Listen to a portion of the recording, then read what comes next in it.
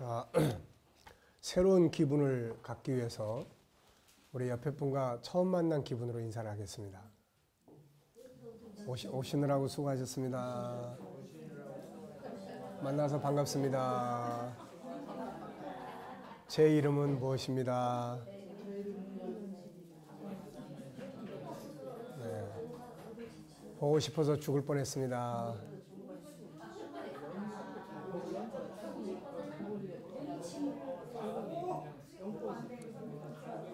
네. 네. 자, 이제 출발하는 거예요. 자, 우리의 뇌를 향해서 이제 시작이다. 네, 이제 우리는 시작입니다. 네, 여태까지 많이 한 게 아니라 이제 시작입니다. 네.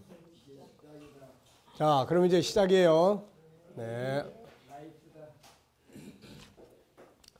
자, 이제 지금까지는 뭘 이야기했죠? 네, 지금까지는 이제 앞부분 모양의 다양성, 비교하지 않기, 장점 찾기. 그래서 장점을 찾아야 될 대상들이 나의 장점, 너의 장점, 환경의 장점, 네, 직업의 장점, 문제의 장점, 이제 장점을 찾기를 쭉 해왔어요. 자, 이제 큰 틀에서 새로운 이제 모양의 다양성에서 나오는 새로운 영역이 있습니다. 새로운 영역. 그게 뭐예요, 이제? 그게 이제 자기 역할이에요. 주인의식입니다. 그러니까 우리가 서로 다 달라요. 그러니까 각자의 역할이 있어요, 없어요? 있습니다. 그 역할에는 누가 주인이에요? 자기가 주인이에요. 그래서 주도적인 삶을 이제 살아가게 되고 이제 이 부분을 여기서 다루게 됩니다. 그러니까 모양의 다양성 속에 다름의 영역, 장점의 영역, 그 다음에는 이제 우리가 다루는 건 주인의 의식, 주인 의식의 영역, 이렇게 이제 분류를 할 수가 있겠습니다. 그래서 15장부터 이제 자기의 역할 다하기, 그리고 주인 의식 갖기, 뭐 이제 이런 이야기들을 쭉 합니다, 이제. 그러니까 이게 이제 모양의 다양성에서 나오는 이제 특징들이에요. 그러니까 서로 다르다고 했을 때 과연 거기서 어떤 성품, 어떤 특징들이 있을까? 이거를 이제 깊이 우리가 생각하고 이제 다양한 것들의 특징을 연구하다 보면은 이런 이제 중요한 부분들을 우리가 이제 발견하게 되는 겁니다, 이게. 그래서 그냥 우리는 각자 자기 역할 다 해야 돼요, 이거보다는 우리는 내 역할은 내가 하지 않으면 한 사람이 내 역할을 할 수 없다. 네. 우리가 물론 이런 이야기 있잖아요. 뭐 말이 나가면은 뭔가 그 역할을 대신한다. 뭐 그런 말 들어보셨죠? 예? 예, 큰 말이 나가면 작은 말이 대신한다. 물론 업무 자체에 대해서 대행할 수 있습니다. 그렇지만은 어디든지 각자의 역할이 있어요. 남편은 남편의 역할이 있는 거지 아내가 자꾸 남편 역할까지 하려고 그러면은 어려움이 많아져요.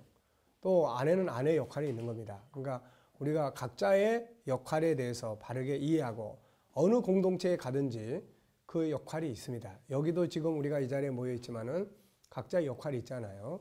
그래서 뭐 도와주는 역할도 필요한 거고 다양한 역할이 있습니다. 그러니까 어느 곳에 가든지 중요한 것은 뭐예요? 자기 역할을 찾아낼 줄 아는 거. 이게 이제 중요한 겁니다, 이게. 자, 누가복음 17장 10절 혹시 기억하십니까? 내 할 일을 했을 뿐입니다. 라는 거죠. 자, 강의 듣기 서로 다름에서 나오는 각자의 해야 될 역할. 유일성 안에는 존귀함, 모양의 다양성, 재능의 다양성, 세 가지 중요한 기능이 들어있고 이것들은 모두가 세상을 다스리는 능력의 도구입니다. 그래서 지금 우리는 공부가 아니라 도구를 사용하는 방법을 훈련하고 있음을 잊지 말아야 합니다. 본장에서는 책임 있는 삶에 대해 살펴보자. 인간은 모두 다르다. 여기서 나오는 특징이 바로 각자의 책임감이다. 서로가 다르다는 것은 서로가 해야 할 역할이 있다는 것을 의미하는 거예요. 자기 역할을 해야 할 사람이 자기 역할을 하지 않으면 그 공동체는 혼란을 겪기 시작을 합니다. 자, 처음 사람을 살펴보자. 하나님은 처음에 아담 한 사람을 세우시고 다음에 하와를 만드셔서 한 가족, 곧 공동체를 이룹니다. 그리고 이들은 또 사회 속의 한 일원이 되게 하셨고 만물 속의 한 일원이 되게 했습니다. 그런데 중요한 것은 무엇인가? 한 공동체 안에서 아담의 역할이 있고 하와의 역할이 있다는 점이죠. 그리고 좀 더 넓게 나가보면 모든 만물은 각기 자기가 서 있어야 할 위치가 있습니다. 각자가 해야 할 역할이 있음을 알 수 있죠. 공중에 있어야 할 것은 공중에 있어야 하고, 땅에 있을 건 땅에, 땅 속에 있을 건 땅 속에, 물 속에 있어야 할 것들은 그 안에 있어야 합니다. 그리고 각기 해야 할 역할이 있어서 각자는 그것을 해야 합니다. 그래야 공동체, 사회가 조화롭게 이루어지고 공동체 일원들은 행복을 누리게 되는 거예요. 자, 아담이 아담의 역할을 하지 않는다면 어떤 일이 벌어지겠습니까? 아담한테 지휘권을 줬는데 지휘권이 딴 사람한테 넘어가면 이건 혼란이 오게 되겠죠, 이게. 자, 하와가 하와의 역할을 하지 않는다면 하늘과 땅 그 중에 모든 것들이 각각 자기 위치를 벗어나고 각자 자기 역할을 하지 않는다면 어떤 일이 일어날까? 어느 날 바닷속에 있는 상어나 고래가 말이죠. 나도 이제 바닷속 그만 살고 나도 육지에서 좀 살고 싶다. 아니면 나도 좀 하늘을 날아다니고 싶다. 그래가지고 바다를 박차고 밖으로 나오면 어떤 일이 벌어지죠? 죽는 겁니다. 공중의 새들이 자, 우리도 이제 바닷속에 들어가서 한번 살아보자. 그리고 몽땅 바닷속으로 들어가면 다 이제 고기밥이 되겠죠, 이제. 그러니까 모든 것은 존재해야 될 위치가 있고 서 있어야 될 현장이 있고 그래요. 근데 이거를 막 벗어나. 우리 기도원에 나무를 많이 심었는데 이 나무들이 말이죠. 겨울이 되니까 나 여기 있기 싫어. 그리고 막 다 밖으로 나와. 그리고 딴 데로 가. 그게 어떻게 되겠어요, 이거? 안 되는 겁니다. 그러니까 주인이 너는 이 자리에 있는 게 제일 멋있어. 그거 딱 심어 놓으면은 그 자리에서 있는 거예요. 뭐 겨울이 와도 봄이 와도 여름이 와도 그냥 그 자리에 있는 겁니다. 그리고 그 자리에 있으면서 자기 역할을 해내는 거예요. 혼란은 어디서 옵니까? 세워진 질서가 어긋나는 데서 혼란이 오는 거예요. 네. 그래서 오늘 우리 주변에서 발생하고 있는 수많은 문제의 원인을 분석을 하면 자기 역할을 다하지 않고 상대방의 역할만을 강조한다든지 자기 역할은 외면하고 상대방에게 좋은 대우만을 요구한다든지 하는 데서 나오게 되는 겁니다. 우리가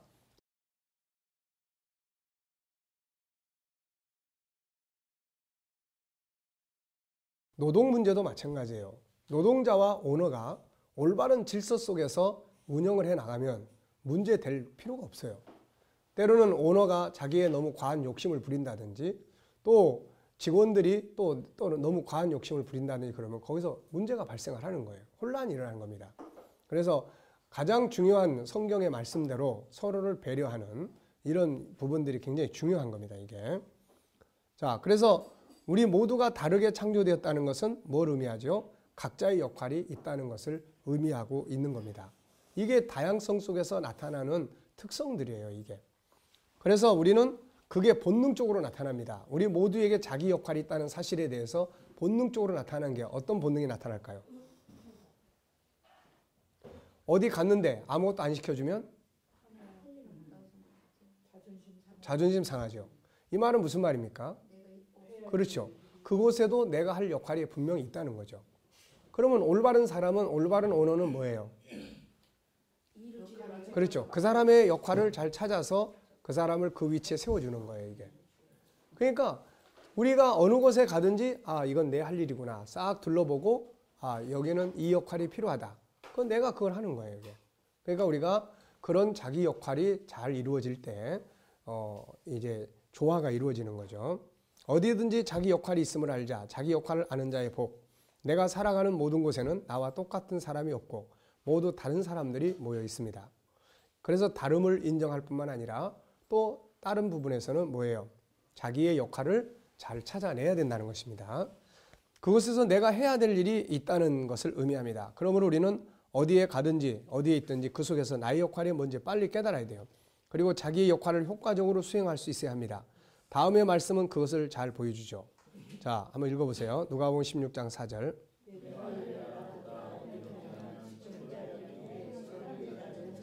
네, 내가 할 일을 알았다. 이게 중요한 말이에요. 여기서 내 할 일은 이거구나. 이걸 잘 못 알아놓으면 이제 골치 아프죠. 잠언 16장 4절.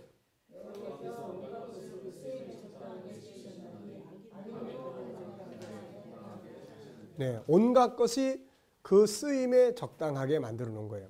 많은 사람들이 자기 역할을 알지 못하고 다른 사람에게만 잘하려고 합니다. 여기서 문제가 발생하죠. 다음에서 모르드게가 한 말은 참으로 중요합니다. 에스더 4장 13절, 14절 읽어보세요.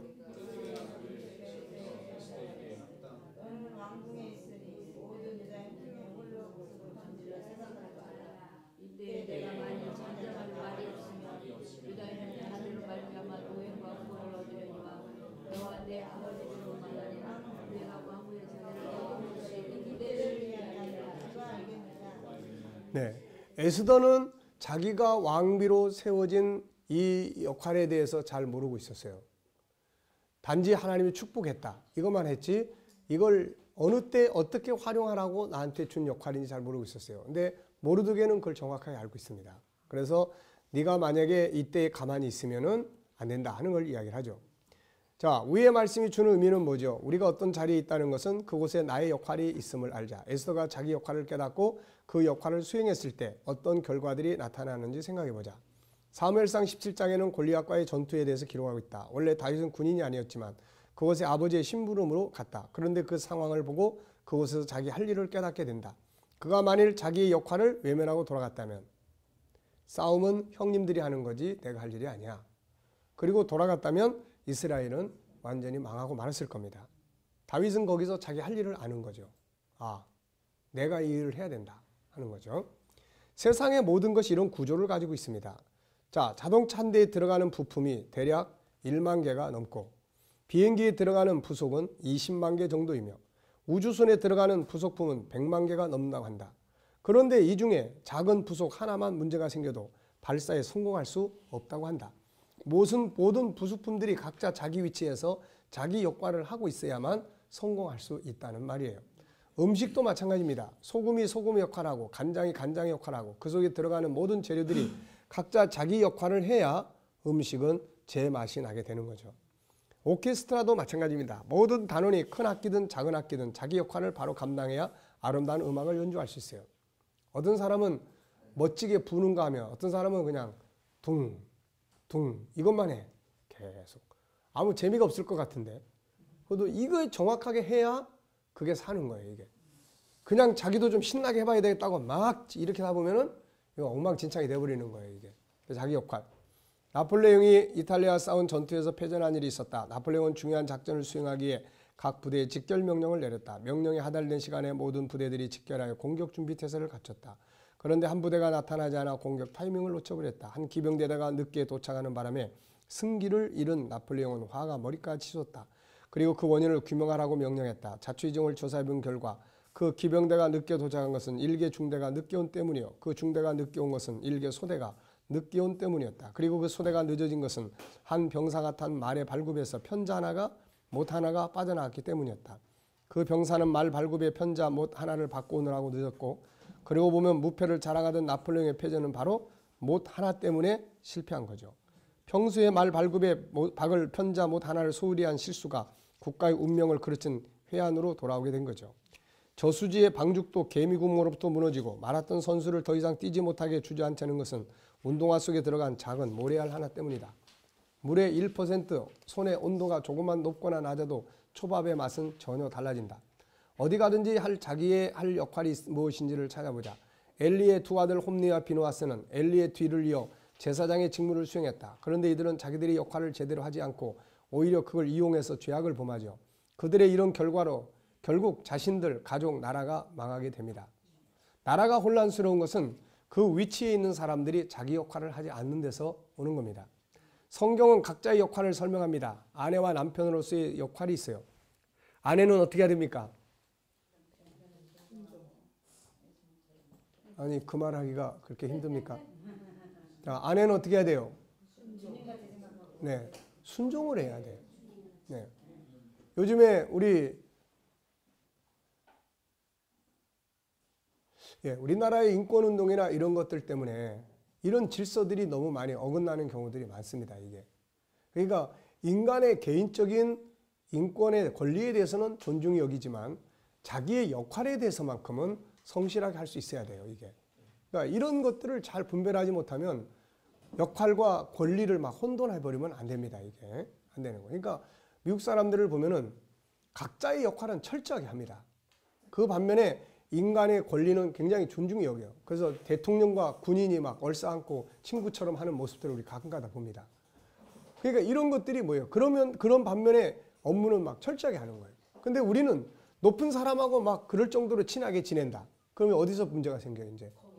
자기 업무를 그냥 대강 해치우려고 한단 말이죠, 이게. 그러니까 이런 것들에 문제가 있는 거예요. 인간의 권리는 존중이 여기고 그러면서도 각자의 역할은 철저하게 하는 거예요. 이게 마음에 안 들어도 아내는 머리가 누굽니까? 남편이에요. 그러니까 마음에 안 들어도 남편의 권위를 일단 세워주는 겁니다. 이게 높여주는 거예요. 그러니까 남편은 그런 위치에 하나님이 세워놨기 때문에 그걸 안 받으면 기분 나빠하는 거예요. 이거 특히 그 중에서도 가장 다른 사람들한테 무시당하는 것보다 누구에게 무시당하는 거? 아내에게 무시당하는 거. 남편은 무지무지하게 아주 기분이 안 좋습니다. 네, 그러니까 머리를 댄 것을 인정을 해줘야 되는 거예요. 이걸 누가 잘했냐면 영국의 대처 수상이 아주 잘했습니다. 이 사람이. 그래서 그 사람이 바로 밖에 나가서는 강철의 여인 아닙니까? 총리. 근데 집에 가서는 아주 온순한 아내로서의 역할. 이런 것들이 잘 이루어져야 되는 거예요. 이게. 업무와 자기 입장. 그런 반면에 또 남편은 어떻게 해야 되죠? 네, 지금 여기 남자는 없습니다. 여성들만 대답하시는 거 보니까 여기 남편은 없어요. 남편은 어떻게 해야 되죠? 아내를 사랑해야 돼요. 네, 교회를 주님이 사랑하는 것처럼 하라는 겁니다. 자기 역할이에요. 직장에서 사장과 직원 간에 뭐가 있죠? 자, 직원들은 뭐 합니까? 예, 주님께 충성하듯이 예, 충성을 다하라는 거고, 사장은 뭐 해야 돼요? 자기 위에 하나님이 계시는 것처럼 밑에 사람들을 그렇게 하라는 겁니다. 이게 교회 안에서 성도들의 각자의 역할이 있어요. 만물은 처음부터 서로 다르게 지음을 받음으로써 각자의 역할이 있음을 분명하게 보여주고 있습니다. 그러므로 어디에 있든지 어디를 가든지 내 역할은 뭐지? 이걸 찾아야 돼요. 우리 집에서 내 역할은 무엇인가? 네. 그래서 그 역할을 서로 다 잘할 때, 그리고 그 역할의 경계선을 넘어가지 말아야 됩니다. 그 역할의 경계선을 넘어가 버리면 오버하는 거예요. 이건 혼란을 부추기게 되는 겁니다. 그리고 그 역할을 넘어서지도 말고 아름답게 수행해서 속한 공동체가 발전할 수 있도록 해야 합니다. 이것이 행복과 성공의 길이에요. 세 번째, 자기 할 일을 최선을 다해 이루자. 중요한 건 자기 역할을 수행하되 어떻게 해야 돼요? 그건 내 일이야, 내가 할 거야 해놓고는 엉망으로 해. 이거 안 되는 거예요. 이거.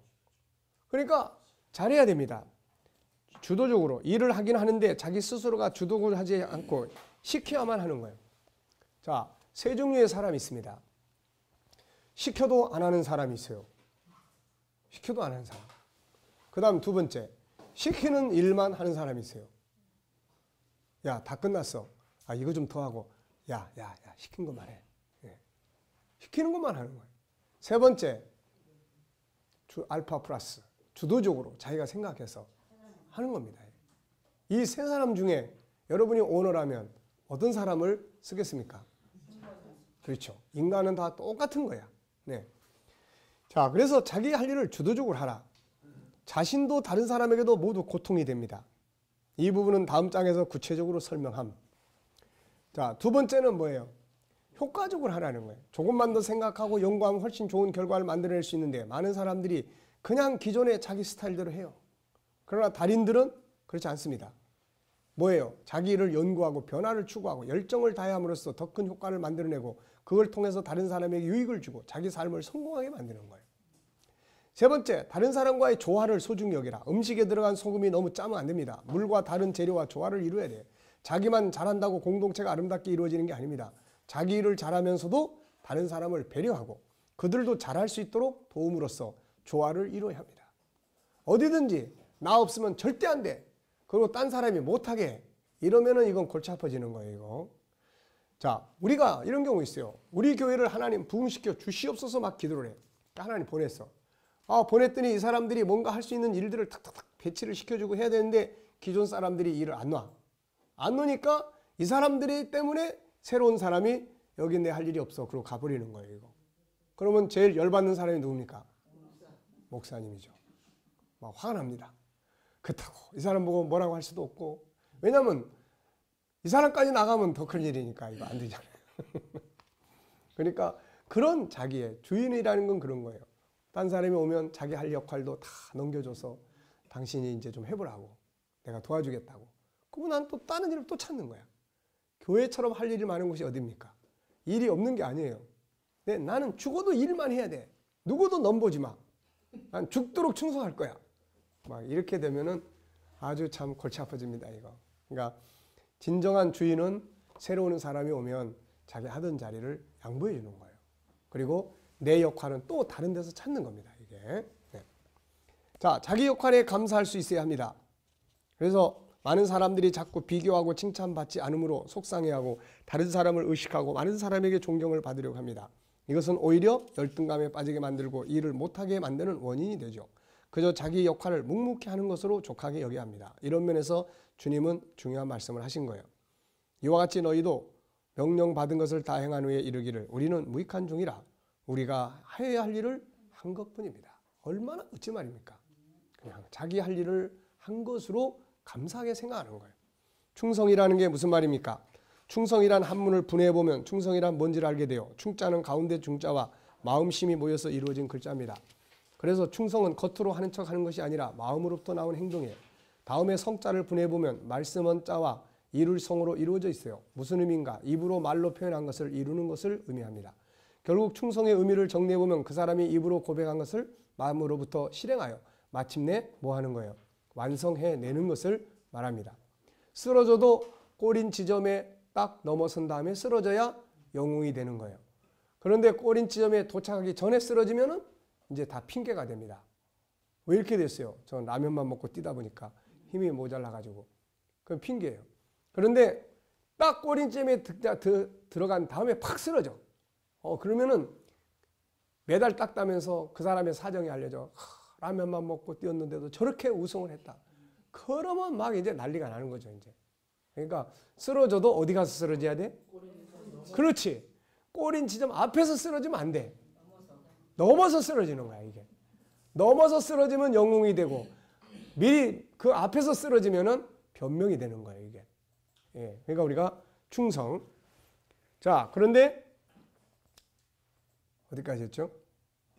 네.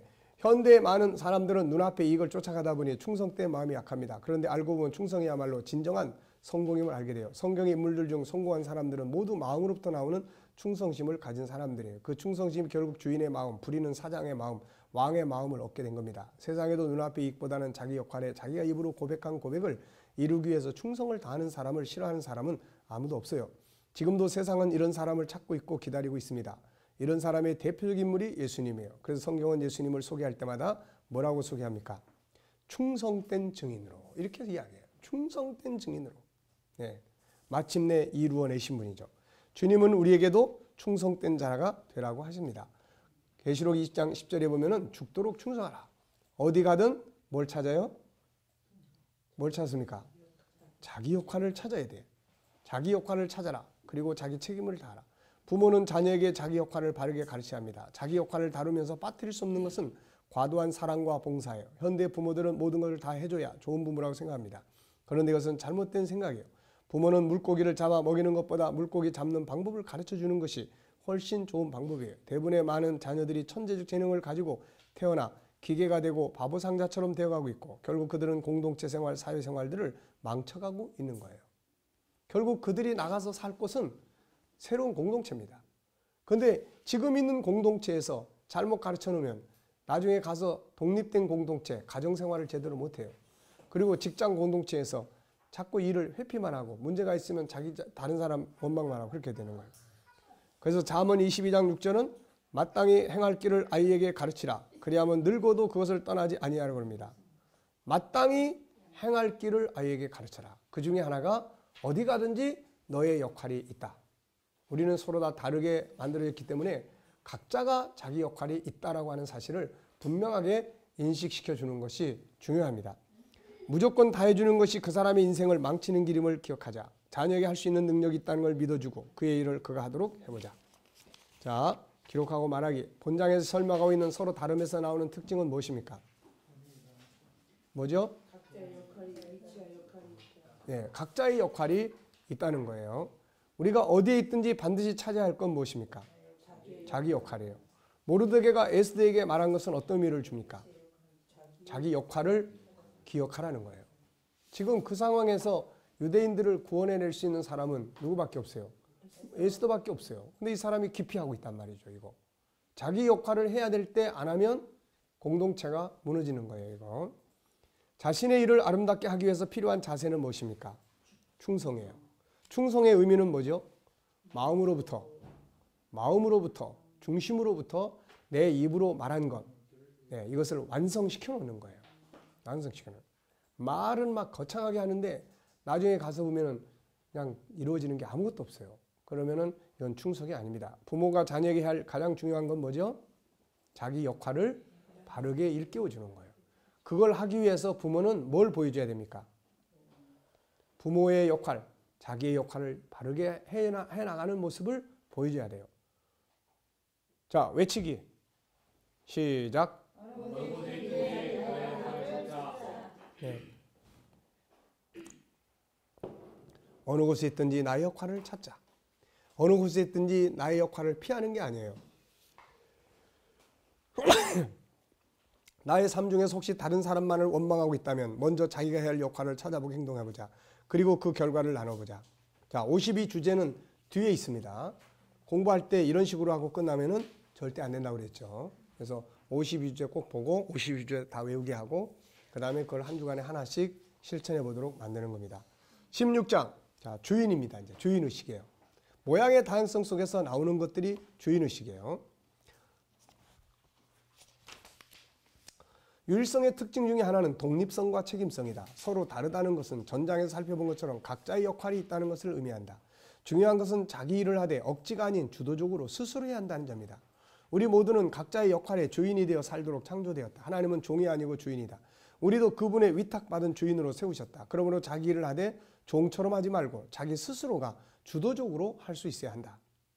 자, 하나님은 우리를 종이 아닌 주인으로 세웠다. 그래서 항상 고백해야 돼요. 나는 뭐예요? 종이 아니라 주인이다. 자, 5가지 하나님의 형상을 고백을 할 때 새벽 기도 드릴 때마다 이 고백을 저는 꼭 하는데 나는 하나님을 닮은 존귀한 자다. 나는 하나님을 닮은 주인이다. 나는 하나님을 닮은 능력의 사람이다. 나는 하나님을 닮은 생각하는 사람이다. 나는 하나님을 닮은 자유인이다. 나는 하나님을 닮은 소통의 사람이다. 나는 하나님을 닮은 거룩한 사람이다. 나는 하나님을 닮은 사랑의 사람이다. 나는 하나님을 닮은 영원한 사람이다. 이걸 늘 고백하는 거예요. 늘 고백하는 거예요. 이 고백이 나의 뇌에 생각 속에 그렇게 인식하도록 만들어주는 겁니다. 이게. 자, 그래서 창세기 1장 27절과 28절은 하나님의 형상대로 만들어서 그 다음에 우리 보고 다스리라고 했어요. 뭘로 세우는 거예요? 주인으로 세우는 거예요. 주인으로. 우리가 종의 입장에 있는가 아니면 주인의 입장에 있는가? 우리는 종의 입장이 아니에요. 주인의 입장이에요. 우리가 시간도 마찬가지예요. 난 시간이 없어. 시간이 없는 게 아니에요. 다스리는 게 아니라 시간에 종이 돼서 살고 있는 거예요. 주인은 뭡니까? 자기가 다스리는 거예요. 그러면 제일 중요한 게 뭐냐? 내 삶 속에서 제일 중요한 게 뭐냐?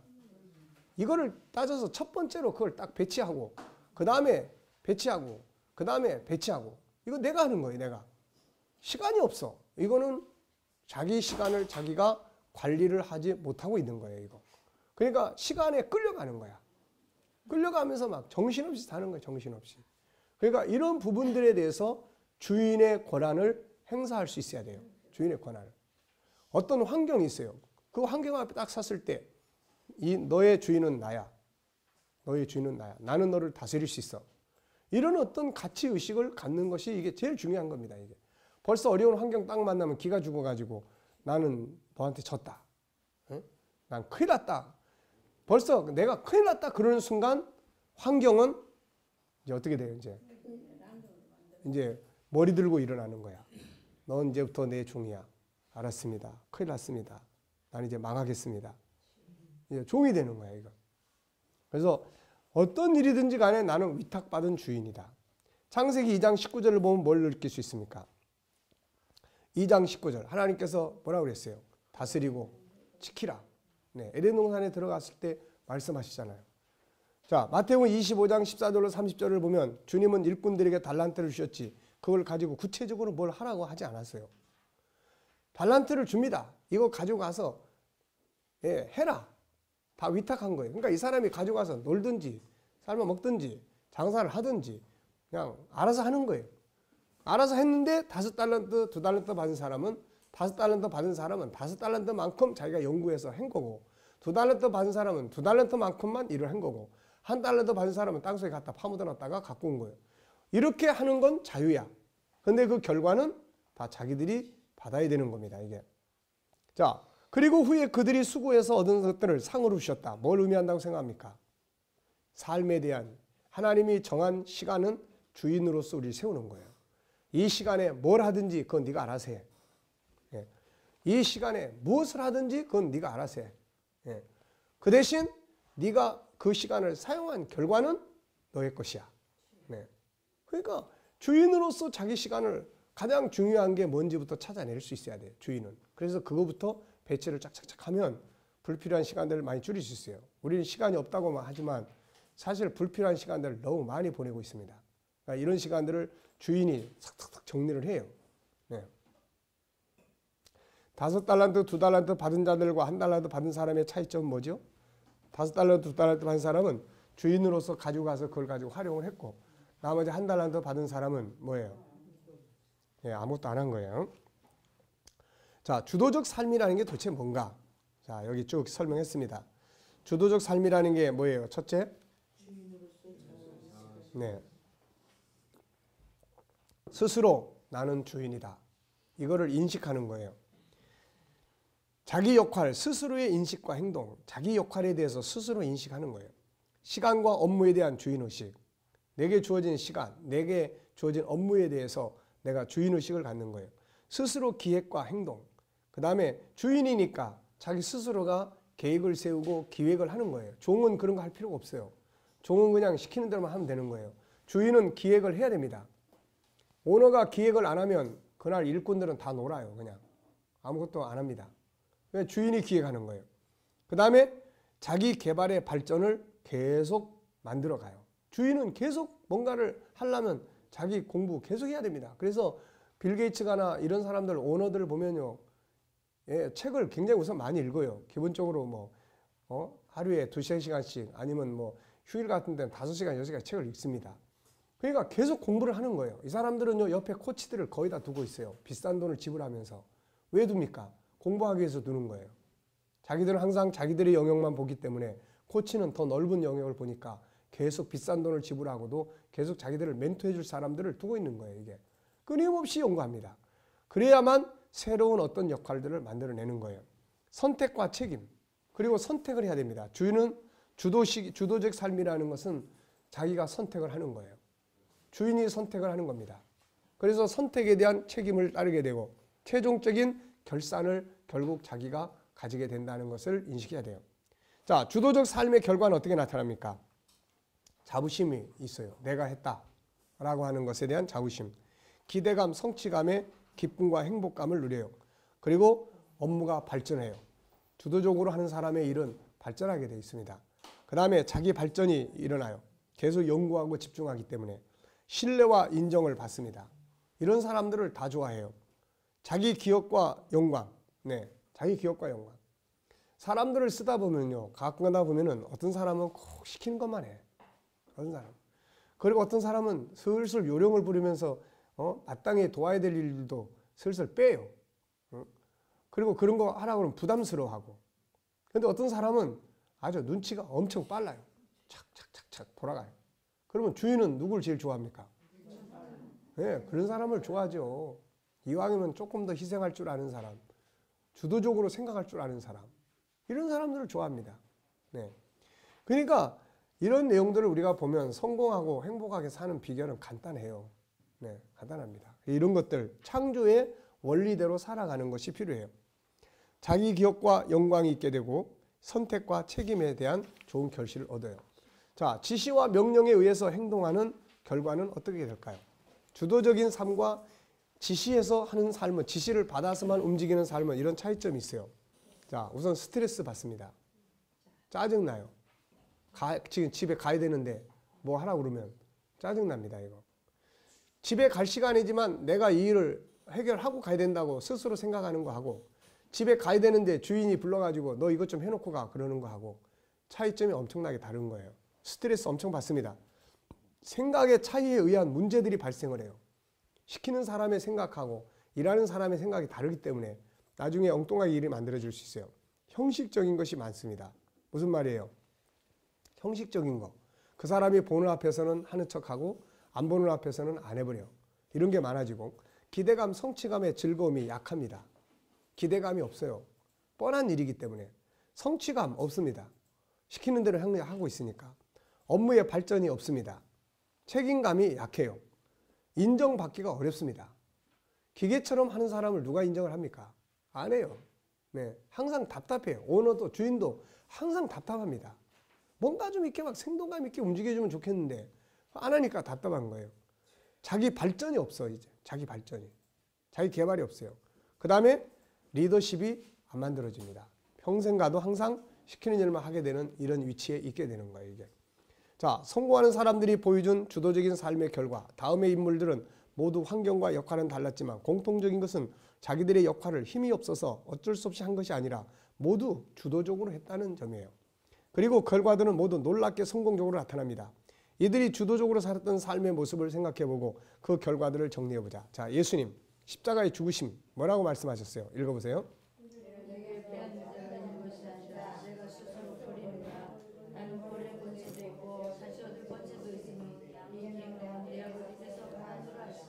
네, 멋진 말이에요. 내가 스스로 버리노라. 스스로 버리노라. 힘이 없어서 버리면 억울한 거죠, 이게. 그런데 스스로. 이 말씀은 뭘 보여주고 있죠? 예수님의 십자가 사건이 강제에 의해서가 아니라 주도적으로 이루어지고 있음을 보여줘요. 바울 사도 고린도서 9장 19절에 뭐라고 이야기합니까? 내가 모든 사람에게서 자유로우나 스스로 모든 사람에게 종이 돼요. 네. 자, 강제로 의해서 자 인사해. 알았어? 너 인사 안 하면 혼날 줄 알아? 이러면요 인사는 하긴 하는데 이게 기분이 아주 안 좋습니다. 이게. 그런데 알아서 먼저 인사 다 가면은 기분 좋죠. 그래서 스스로 종이 되면 이건 종이 아니에요. 업무적인 영역에서는 종인데 실제로는 뭐예요? 주인으로서의 역할을 하고 있는 겁니다. 자, 요셉은 어떻습니까? 창세기 39장 4절에 보면 요셉이 그의 주인에게 은혜를 입어 섬기매 그가 요셉을 가정 총무로 삼고 자기 소유를 다 그의 손에 위탁하니 이 말씀을 보면 요셉이 어떤 모습으로 일을 한 것 같습니까? 자, 성실함. 그 다음에 그렇죠. 주인이 볼 때 뭔가 일반 노예들하고 다르게 움직여. 다르게 움직이는 게 어디서 나타납니까? 스스로 생각하고 움직이는 거예요. 야, 저놈은 저건 노예로 썩일 놈이 아니다, 저거. 저건 뭔가 총괄할 수 있다. 생각을 할 수 있는 하는 사람이에요. 그래서 맡기는 거예요. 야곱 창세기 30장 26절 33절로 31장 38절 40절에 보면은 야곱이 일을 할 때에 바로 그런 모습으로 일을 합니다. 그래서 정직과 성실함으로 일을 하고 자 뒤에 보면 이 말씀들은 야곱이 늘 어떤 자세로 일했음을 보여줍니까? 주도적으로 일하고 있어요. 뭐 이 수양을 자기가 먹어버리지 않는 거, 그 다음에 또 뭡니까? 도둑을 맞을 때 보충한 거, 또 낮에 더위 밤에 추위 무릅쓰고 눈붙일 겨를도 없이 지내고. 자 한번 생각해 보세요. 삼촌이 지금 와서 지키고 있는 것도 아니야 이거. 그냥 지가 알아서 양떼 몰고 다니면서 알아서 하면 되는 거예요. 그럼 알아서 하면 되는데 적당하게 자고 적당하게 쉬고 뭐 누가 봅니까? 그런데도 이렇게 산다는 건 뭐예요? 주인의식을 갖고 사는 거예요 지금 주도적으로.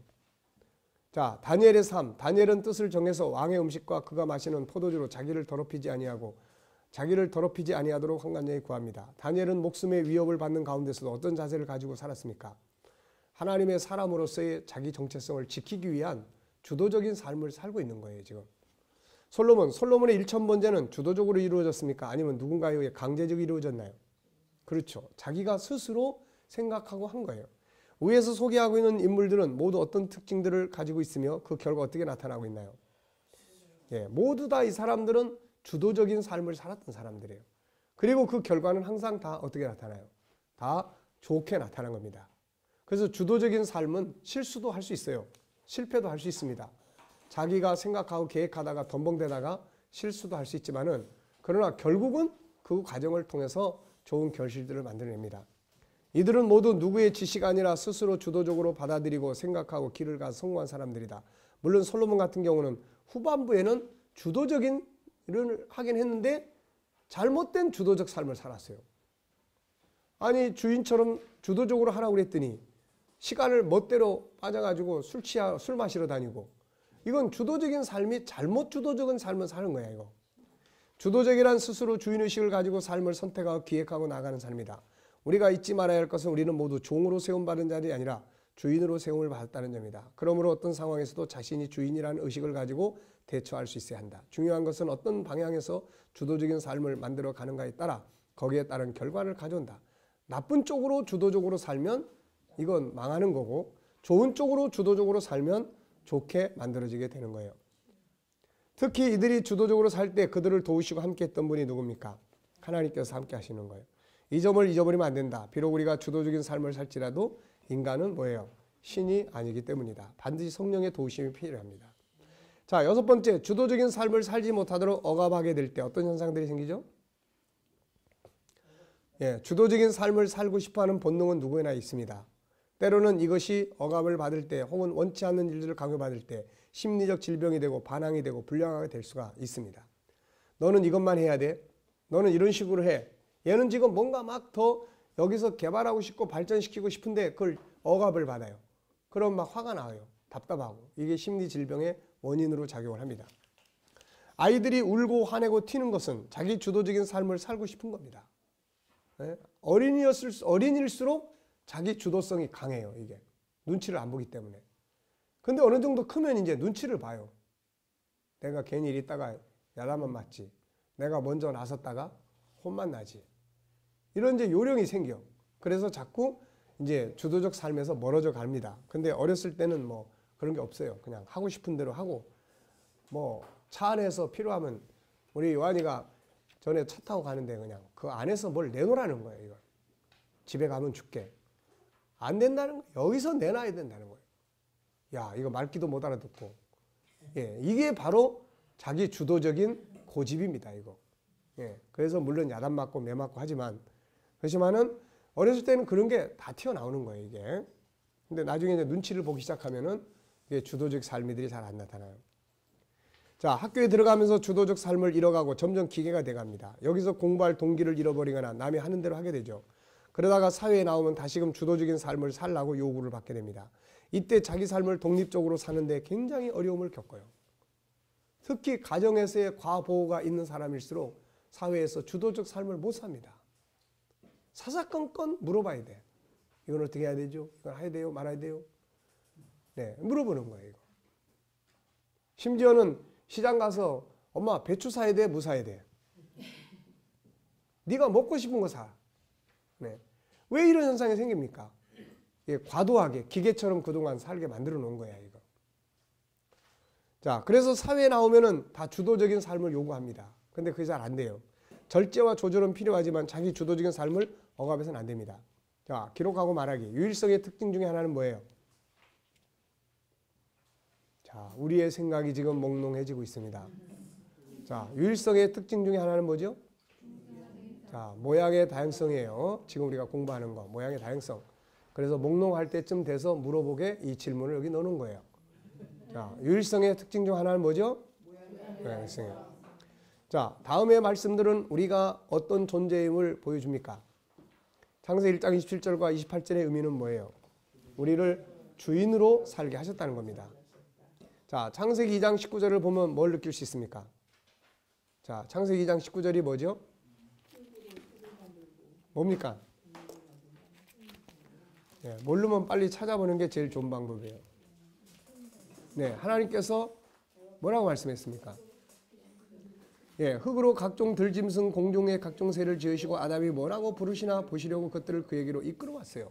무슨 말이냐면은 아담이 주도적으로 해보라는 거예요. 주도적으로. 아담이 뭔가를 해볼 수 있도록 데려다 놓은 거지.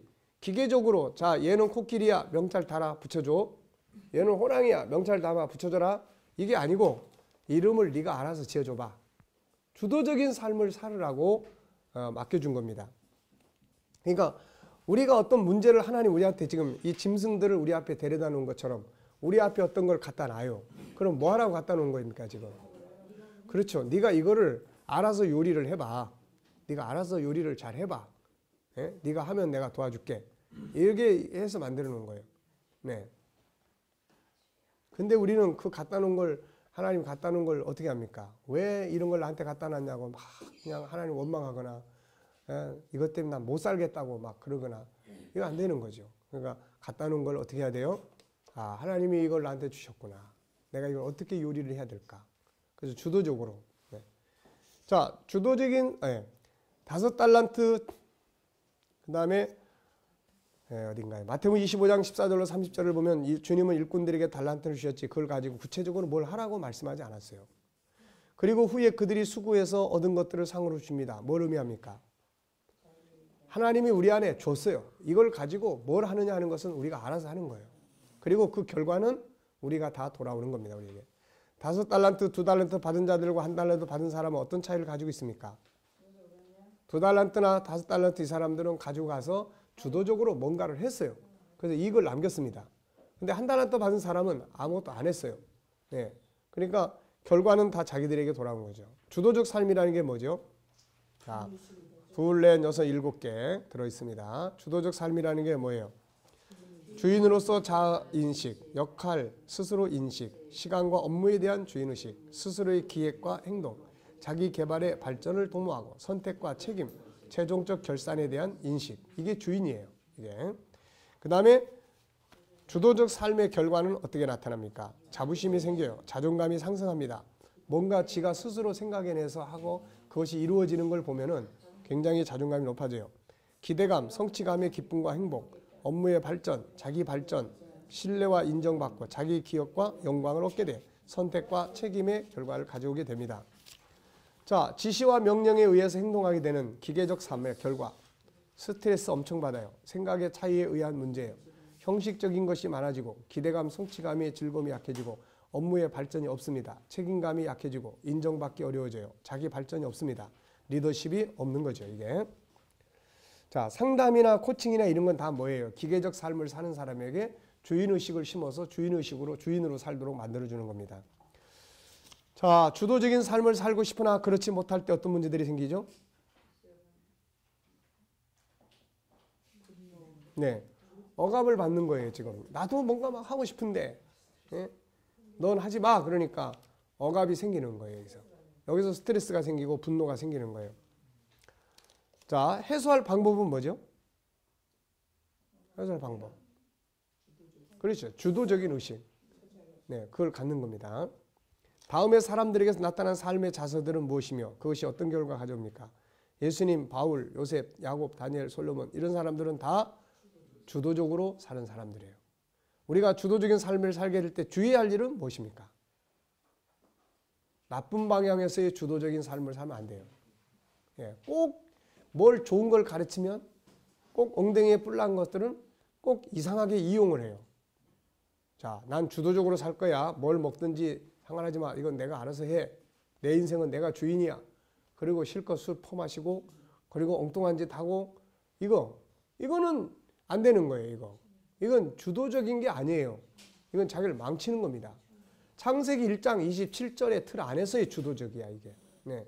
창세기 3장에서의 주도가 아니에요. 창세기 3장에서의 삶은 이건 주도적인 게 아니라 그건 방종하는 거예요. 방탕하는 거예요. 네, 그건 안 되는 거예요. 자기 점검. 나의 삶은 주도적인가 아니면 지시와 명령에서 움직이는 삶인가? 어느 쪽이죠? 어떤 면에서 주도적이라고 생각하시는지. 내가 하기 싫어도 내가 하려고 노력하고 그것을 움직이고 또 여기도 왔잖아요. 대단히 훌륭한 주도적인 삶을 사셨어요. 박수 한번 하겠습니다. 네, 여기를 찾아온 것만 해도 이건 엄청난 주도적인 삶이에요. 네.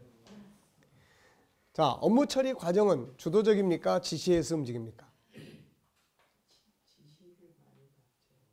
네. 자, 우리 목회자들은 스스로 우리는 주인들이에요, 다. 그러니까 우리가 주도적으로 아무것도 안 하고 있으면 교회는 아무것도 안 하게 됩니다, 이게. 네. 그러니까 주도적으로 생각해야 돼요. 또 설교 시간이다. 이게 아니라 설교 시간 아직 언제 오지? 그리고 자기가 설교를 주도적으로 준비하는 거예요. 쫓겨가는 게 아니에요. 어디를 가든 자기 역할을 찾아 행동하는가 아니면 부탁받은 일이나 시키는 일만 하고 있는가? 네, 여기는 다 주도적이에요. 나의 삶에서 주도적으로 바꿔야 할 것은 무엇입니까? 혹시 죽지 못해서 하는 일이 있습니까? 네. 주도적인 삶을 살지 못하고 있다면 이유는 무엇이죠? 장애 요인은 무엇입니까? 네. 자, 과제 외치기입니다. 자, 시작.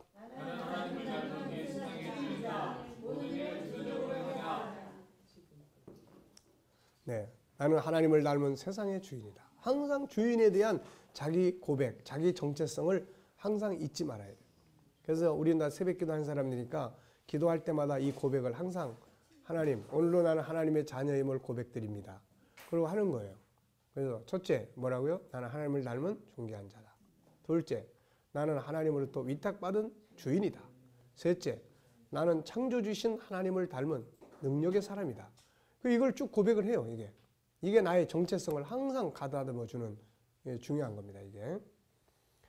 자, 지금까지 남이 지시해서 하던 일을 주도적으로 스스로 계획하고 행동해 본 후에 그 결과를 보고하기. 스스로 하고 싶으나 하지 못하게 억압받고 있는 한 가지를 씩 찾아오기. 자, 17장 주도적 삶 살기. 여기서 이제 주인의식을 갖는 거예요. 비슷한 것 같은데 주인의식. 강의 듣기. 어느 교회에서 주일학교 부활절 선곡을 준비하고 있었다. 아이들을 선정해서 각각 배역을 맡겼다. 어떤 아이는 예수님 역을, 어떤 아이는 베드로 역을, 어떤 아이는 마리아 역을, 어떤 아이는 로마 군병 역을, 어떤 아이는 가룟유다 역을 맡겼다. 그런데 문제가 일어났다. 가룟유다 역을 맡긴 아이의 엄마가 선생님을 찾아온 것이다. 그리고 따지듯이 물었다. 아니 왜 우리 아이에게 가룟유다 역을 맡기셨어요? 기분 나쁘게. 아이가 뭘 잘못해서 이런 나쁜 역을 하게 한 겁니까? 그 선생님은 할 말이 없으셨습니다. 우리는 매사에 이런 식으로 생각할 때가 많아요. 무조건 모든 일의 주인공이 되기를 원하고 주인이 되기 원합니다. 조연을 하면 기분 나쁘고 실패했다고 생각해요. 물론 좋게 보면 모양의 다양성에서 나타나는 무엇입니까? 주인의식의 본능이에요. 그래서 모든 사람은 조연이 아니라 주연이 되고 싶어합니다. 그러나 이것은 잘못된 생각이에요. 그런 면에서 다음의 이야기는 좋은 교훈이 된다. 이거 잘 기억해야 됩니다. 앞장과 이 부분을 잘 이해하셔야 돼요. 3인자가 될 줄도 알아야 된다. 젊고 혈기왕성한 잭은 우수한 성적으로 명문대학에 입학했다. 대학 생활을 하는 동안 그는 늘 친구들에게 인정받는 모범생이었다. 하지만 잭은 소위 잘난 사람에게서 볼 수 있는 교만이나 오만함이 없었다. 늘 겸손했고 주변 사람들을 진심으로 존중했다. 어느 날 저녁 잭은 친구들을 저녁 식사에 초대했다. 저녁을 먹은 뒤에 한 친구가 잭의 책상에 놓여있는 역자안을 발견했다. 액자에 이런 글이 적혀 있었다. 나는 3인자다. 눈에 확 띄는 글귀였다. 친구들은 호기심이 발동해 잭을 불렀다. 그리고 그 글귀에 대해 꼬치꼬치 캐물었다. 결국 잭은 그 글의 의미를 친구들에게 털어놓았다. 이 글은 내 좌우명이야. 집을 떠나기 전날 저녁에 어머니께서 이 액자를 선물해 주시면서 가장 잘 보이는 곳에 두고 매일 보라고 하셨어. 어머니는 이렇게 말씀하셨어. 항상 기억해야 한다. 하나님이 첫째, 다른 사람이 두 번째, 그리고 너는 언제나 세 번째라는 사실을. 교만하고 무례한 사람과는 1분 1초도 함께 있기 싫다. 그러므로 우리는 무슨 일을 하든지 자기 자신을 최우선에 두어서는 안 된다. 늘 다른 사람을 배려하고 겸손한 자세로 대해야 한다. 그래야 성공할 수 있다. 윗사람 앞에서 겸손한 것은 본분이요. 동료 앞에서 겸손한 것은 평화요. 아랫사람 앞에서 겸손한 것은 고귀함이다. 모든 사람 앞에서 늘 겸손해야 한다. 그러면 스스로를 안전하게 지킬 수 있다. 첫 번째가 중요한 것이 아니다. 두 번째든 세 번째든 위치가 중요한 것이 아니라 여기서 지금 강조하고 싶은 건 뭡니까? 자신의 역할의 주인이 되라는 거예요. 네. 이거를 잘못 생각하면 이제 어디 가든지 왕초 노릇하려고 그래요. 이제 그 왕초 노릇 하는 게 주인의식이 아니에요. 중요한 거는 역할은 달라요. 왕도 있고 신하도 있고 뭐 다 있습니다. 장관도 있고 뭐 농부도 있고 다 있어요. 그렇다면 몽땅 다 왕초가 되려고만 하면 이게 주인의식이냐? 아니라는 거죠. 이게 지금 여기서 말하고자 하는 것은 뭐예요? 역할은 다 다릅니다. 회사에 가면은 사장의 역할이 있어요. 들어간 사람이 다 사장 되려고 그러면 안 됩니다. 사장의 역할이 있어요. 부사장의 역할이 있어요. 총무의 역할이 있어요. 뭐 또 과장, 뭐 이런 팀장 다 역할이 있어요. 중요한 건 뭡니까? 역할에서 주인이 아니에요. 그 지위에서 주인이 아니에요. 역할의 주인입니다. 역할의 주인. 이 말 잘 이해되시죠? 자. 우리의 본능인 주인의식, 주도적 삶을 적용해야 할 부분입니다. 우리가 가져야 할 주인의식의 대상은 지위나 역할이 아니다. 모두가 대통령이 될 수 없고 모두가 예수님 역을 할 수 없고 모두가 사장 역을 할 수 없습니다. 지혜의 역할은 모두 다를 수밖에 없어요. 그렇다면 우리는 어느 영역에서 주인의식을 가지고 주도적인 삶을 살아야 하는 것인가? 첫째, 자기가 맡은 업무에 있어서 주인의식이 필요해요. 업무에 대해서. 사장으로부터 위탁받은 위임받은 업무. 위치는 사장이 오너지만 맡은 업무에 대해서는 사장의 의식을 가지고 한다는 겁니다. 이게. 회사에는 꼭 사장의 위치만이 아니라 대리, 과장, 부장 혹은 관리인 등 다양한 업무의 영역들이 있다. 여기서 주인의식을 가져야 한다는 것은 자기의 맡은 업무적 영역에서 주인의식을 가져야 한다는 말이다. 자기의 지위, 그것이 어떤 지위가 됐든 그 지위에 대한 주인의식을 가져야 한다. 그리고 그 지위가 가지고 있는 업무 영역에서 주인의식을 가지고 주도적으로 해야 한다. 그러면 그 사람의 지위가 발전하게 되고 그 사람이 맡은 업무의 영역이 발전한다. 그러나 대부분의 많은 곳에서는 사장만 주인의식을 가지게 되고 대부분의 직원들은 주인의식이 결여된 경우가 너무 많습니다. 자, 음식점에 가면 주인은 막 어떻습니까? 사람이 많이 올수록 끝날 시간이 됐어요. 근데 끝날 시간에 손님이 들어오는 거야. 주인과 종의 차이는 여기서 탁 드러나. 주인은 어떻습니까? 기쁘게. 종은 어떻습니까? 신경질 나게 끝나고 집에 가야 되는데 그냥 인상 째렸어요. 네. 자, 그게 이런 겁니다. 이건 바람직한 일이 아니다. 주인의식을 가지고 살라고 그러니까요. 아까 이야기한 것처럼 교회 새로운 사람들 주인의식 가지고 살면서 다 쫓아내버려. 네? 자기가 그냥 그 교회의 주인이에요. 이건 주인의식이 아니야, 이거는. 진짜 주인은 뭡니까? 그 사람들을 섬기는 거예요. 와서 정착할 수 있도록.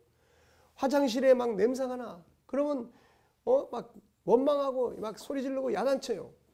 그건 종이야. 주인은 뭐 합니까?